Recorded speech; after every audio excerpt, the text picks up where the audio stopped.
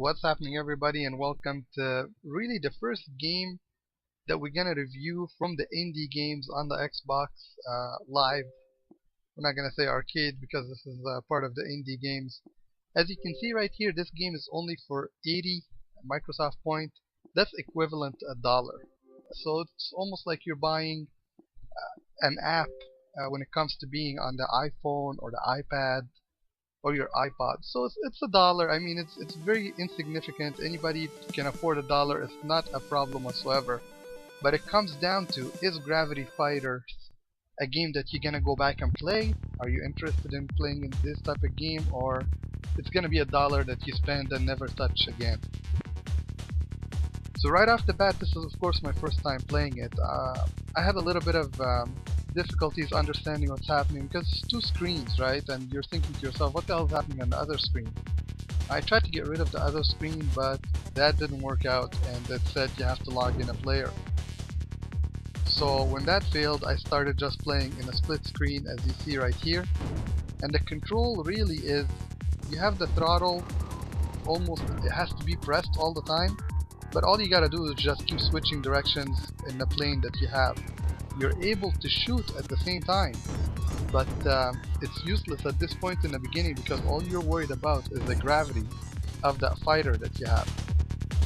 I did really miserable the first time. I lost and figured out, you know what, if all else fails, then let's go to the other base and destroy the other plane.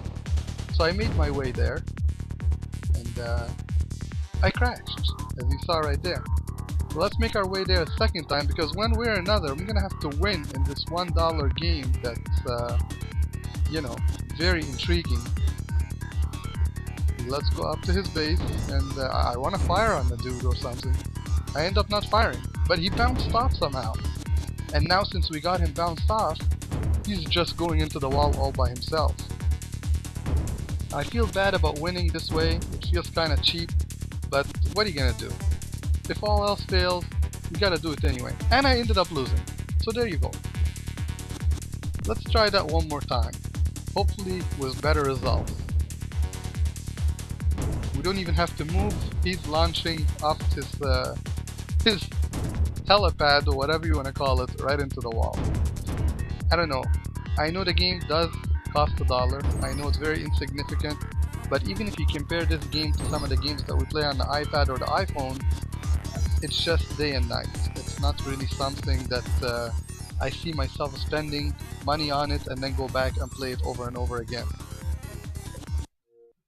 Let's get the hell out of this game. It's hard for me even to give this game any rating because I feel guilty. Indie games are for independent developers, people that don't have much budget for the game. So we can't really judge it on that aspect. You're gonna have to see for yourself if you like the game or not. When it comes to me, I don't see myself ever playing a game like this. We have so much high quality games on the system and free games that are being offered to us on the iPad and iPhone that I just don't see myself spending the time in a game like this. Thanks for watching, everybody.